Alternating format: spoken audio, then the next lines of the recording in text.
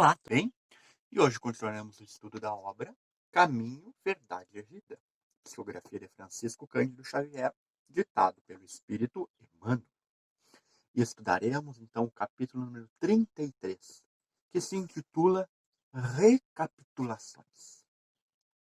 E desta vez o benfeitor espiritual escolheu uma passagem muito interessante do Evangelho de João, no capítulo 12, versículo 43.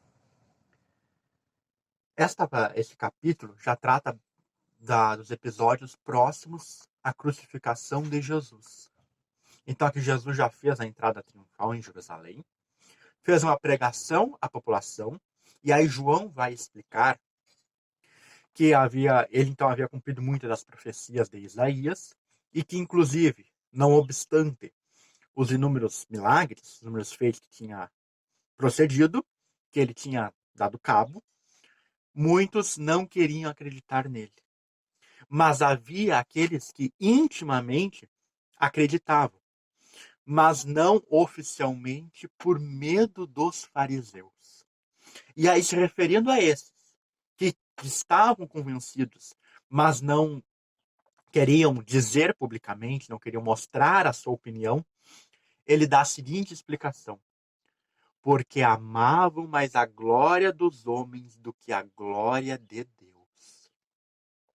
Ou seja, na situação do contexto do Novo Testamento, estas pessoas se importavam mais, amavam mais a glória dos fariseus do que a glória de Deus. Era mais importante o que os fariseus iam pensar do que Deus iria pensar.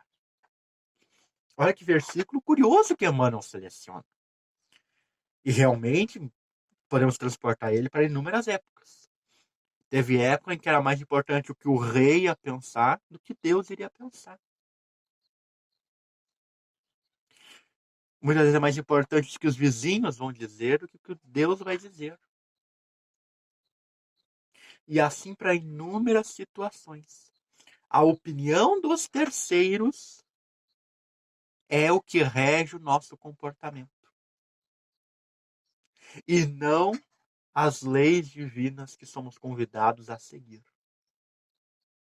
E o que vai acontecer? Qual vai ser então a consequência disso? É esse o tema deste capítulo, que foi adequadamente intitulado Recapitulações. Vejamos então a palavra de Emmanuel.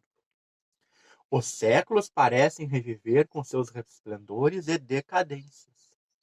Fornece ao mundo a impressão do campo onde as cenas se repetem constantemente. Tudo instável. A força e o direito caminham com alternativas de domínio. Multidões esclarecidas regressam a novas alucinações. O espírito humano, a seu turno, considerado insuladamente, demonstra recapitular as más experiências, após alcançar o bom conhecimento. Então, que Emmanuel fala exatamente desse suceder dos povos, e em como a história se repete. Quer para as glórias, quer para os insucessos. Quer para o surgimento das grandes generalidades, dos grandes movimentos, das revoluções sociológicas, das revoluções científicas, quer da degradação moral. E conta que muitas vezes um povo, após acessar um conhecimento, após avançar na linha do progresso, revela recapitulações grosseiras, bárbaras. E por aí vai. Por que isso acontece? Porque muitas vezes nós olhamos para o passado e parece que a gente não evoluiu. Parece que não houve o trabalho espiritual. Parece que o homem de ontem é o mesmo de hoje. No mesmo nível de egoísmo, de orgulho, de vaidade, de ambição, por aí vai.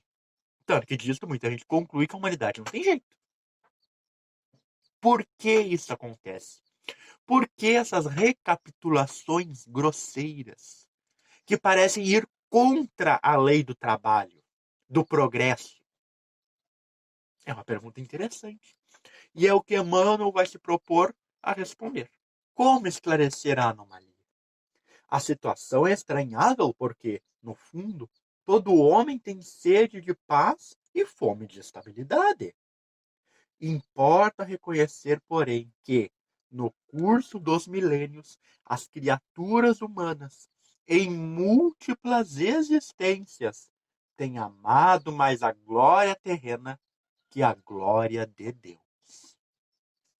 Aqui é que vai residir a explicação para esse fenômeno estranho, bizarro até.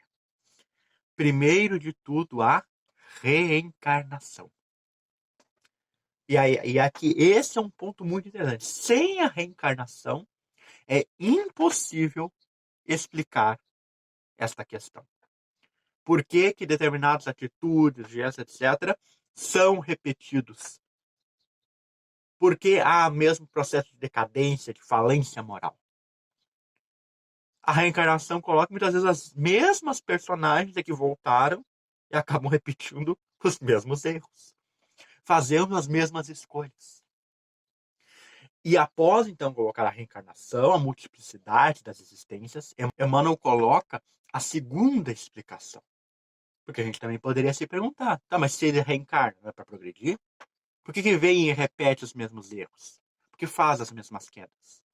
E aí que vem a segunda parte da explicação.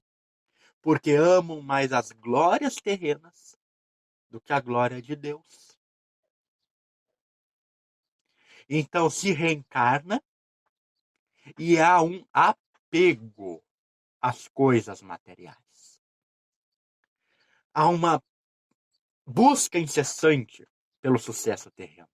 Há uma ambição por estar em primeiro lugar na terra e não no reino dos céus. Há um certo imediatismo.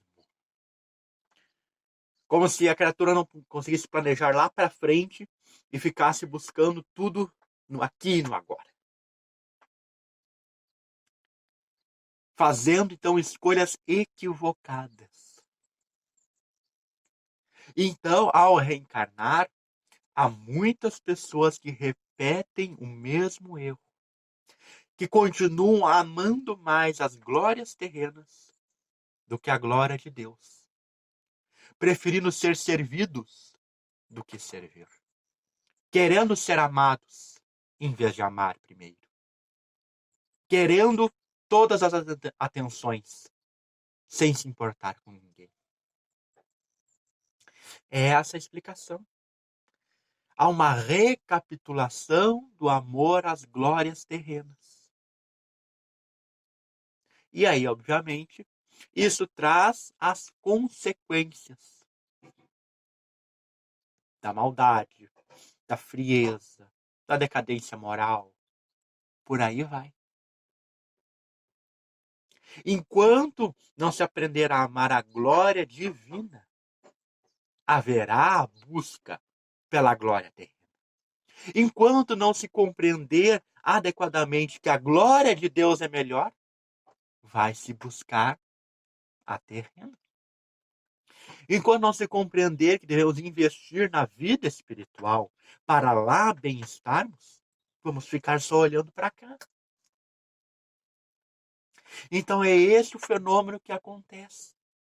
É necessário alargar os nossos horizontes, enxergar além, ver as vantagens trazidas pela palavra do Mestre, desejar a glória de Deus. E para alcançá-la, é necessário abandonar a glória terrena, como Jesus o fez. Jesus não encarnou na terra para virar um príncipe terreno largando de ser governador espiritual da terra. Ele mostrou o contrário. Era necessário renunciar às coisas daqui para estar bem no mundo espiritual. O que não significa abandonar as coisas, mas é esta questão do apego, desse único objetivo tão somente material, terreno, egoísta. Isso deve ser renunciado. Porque a vida não se resume somente a isso. E ainda poderíamos sintetizar essa explicação de Emmanuel com uma outra frase de Jesus. Aonde estiver o vosso tesouro, aí estará o vosso coração. E o benfeitor segue. Inúmeros homens se presumem redimidos com a meditação criteriosa do crepúsculo. Mas, e o dia que já se foi?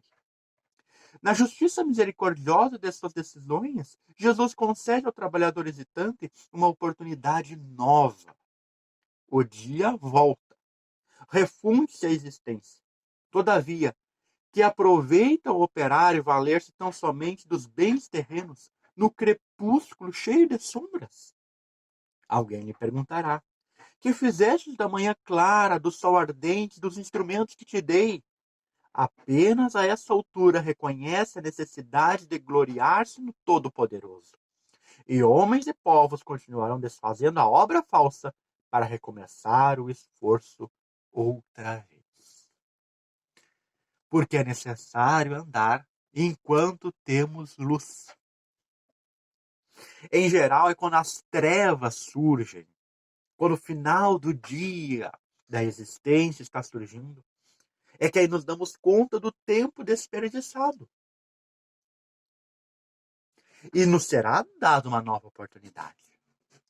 Mas não podemos, nessa nova oportunidade, esperar chegar de novo ao crepúsculo para aí começar o serviço. É necessário começar quando há luz. É necessário começar o quanto antes. É necessário bem aproveitar todas as horas, todos os dias, todos os anos. Obviamente, deve-se cuidar das coisas materiais. Isso nunca será negado.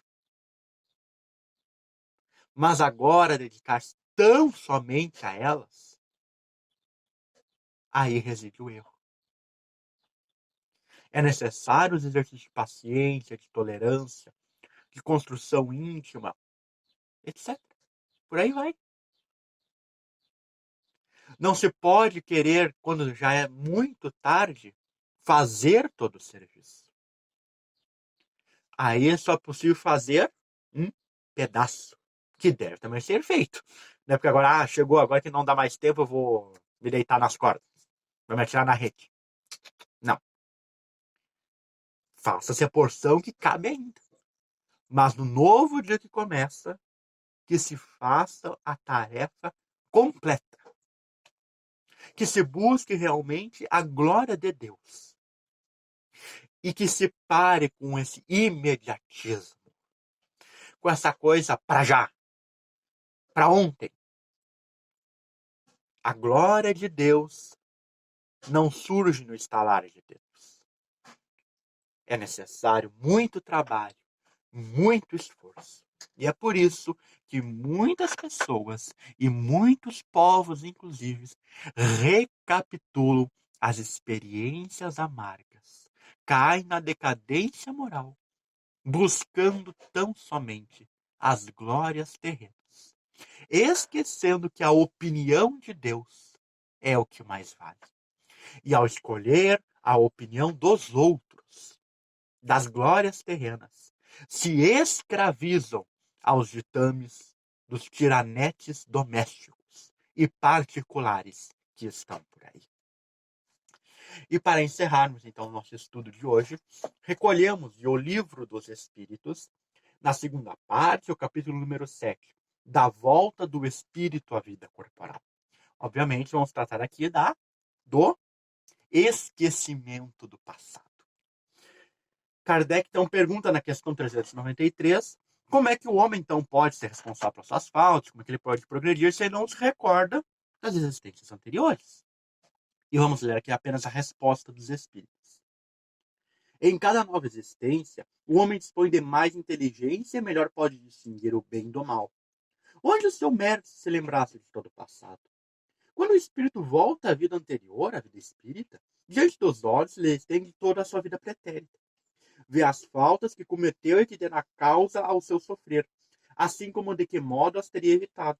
reconhece justa a situação em que se acha e busca então uma existência capaz de reparar a que vem de transcorrer. Escolhe provas análogas, semelhantes, às de que não soube aproveitar, ou as lutas que considere apropriadas ao seu adiantamento, e pede a espíritos que lhe são superiores que o ajudem na nova empresa que sobre si toma. Ciente de que o espírito que lhe for dado por guia nesta outra existência se esforçará por levá-lo a reparar suas faltas, dando-lhe uma espécie de intuição das em que incorreu. Tendes essa intuição no pensamento, no desejo criminoso que frequentemente vos assalta, e a que instintivamente resistis, atribuindo as mais das vezes essa resistência aos princípios que recebeste de vossos pais, quando é a voz da consciência que vos fala. Essa voz que é a lembrança do passado vos adverte que, para não recair nas faltas que já vos fizestes culpados. Na nova existência se sofre com coragem aquelas provas e resiste. O espírito se eleva e ascende na hierarquia dos espíritos ao voltar para o meio deles. E comenta Kardec: não temos, é certo, durante a vida corpórea, lembrança exata do que fomos e do que fizemos em anteriores existências. Mas temos de tudo isso a intuição, sendo as nossas tendências instintivas uma reminiscência do passado. E a nossa consciência, que é o desejo que experimentamos de não reincidir nas faltas já cometidas, nos concita a resistência àqueles pendores. Então, para buscar a glória de Deus, é necessário escutar a nossa própria consciência, não abafando com os ruídos e os prazeres terrenos. E não se esqueça então de colaborar com o canal, deixando seu like, comentando aqui embaixo, compartilhando o vídeo para chegar a mais pessoas e também clica aqui no botão de inscrever-se e ativa o sininho para receber notificação de todos os novos vídeos. E aqui ainda aparecem 2 outros vídeos do seu interesse. Te vejo no domingo para continuarmos lendo, comentando. Até a próxima!